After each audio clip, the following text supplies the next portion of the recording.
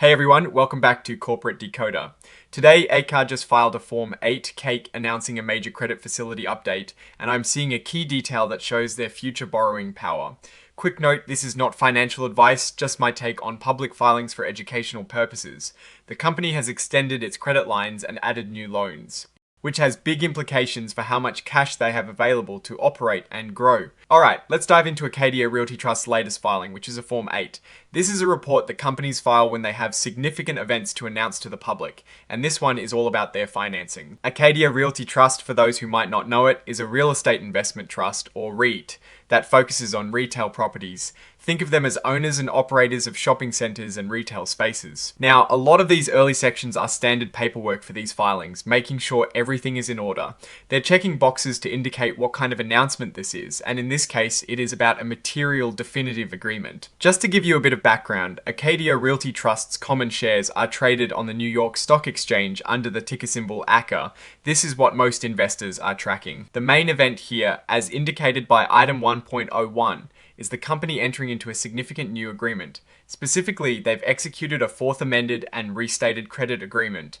Think of this as updating and essentially replacing their old loan agreements with a new, more comprehensive one. This new agreement, as of the 17th of April 2026, involves Acadia Realty Limited Partnership, which is the operating arm of the company, along with Acadia Realty Trust itself acting as a guarantor.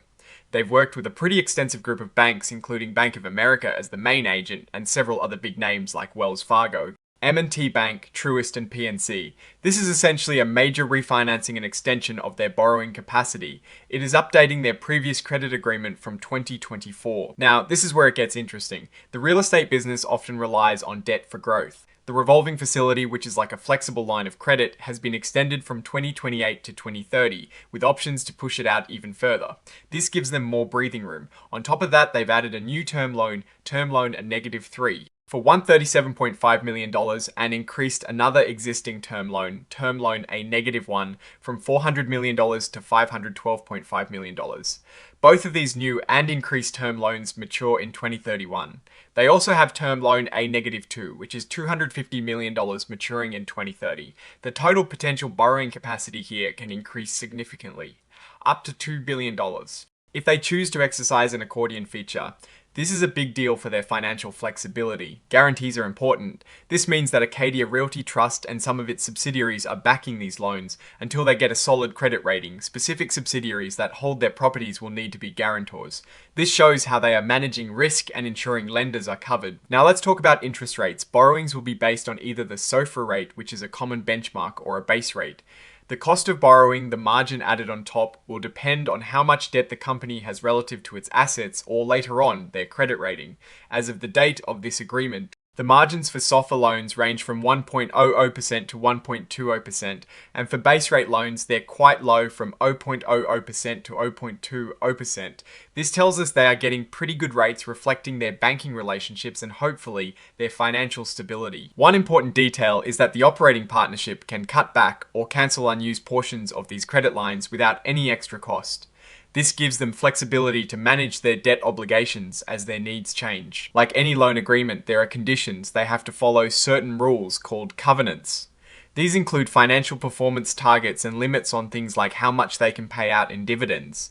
These are standard in corporate lending to protect the lenders. This next section, item 2.03, simply confirms that the details we just discussed under item 1.01 result in direct financial obligations for the company. It is essentially a cross-reference to confirm that this new credit agreement creates new debt for Acadia Realty Trust. Finally, item 9.01 lists the exhibits that are part of this filing. These are the supporting documents. The most important exhibit here is exhibit 10.1, which is the full text of the fourth amended and restated credit agreement itself. This is the detailed contract that governs all these new loan terms. And then we have the signatures, where authorized individuals attest to the accuracy of the information provided in the filing.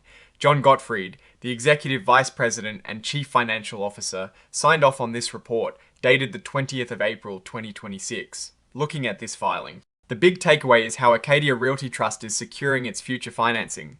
By extending their credit lines and adding new term loans, they are positioning themselves for potential growth or to simply manage their existing operations more comfortably. The increase in their total credit capacity, especially with that accordion feature that could take them up to $2 billion, is a significant strategic move. This gives them a lot of flexibility to pursue acquisitions, fund development projects, or simply weather any unexpected economic downturns without immediate refinancing pressure.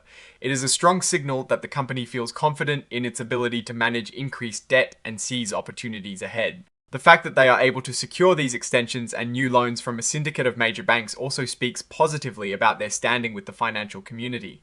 That is my take. Stay decoded. If you found this breakdown helpful, the description has links to the services I use, and don't forget to subscribe and like.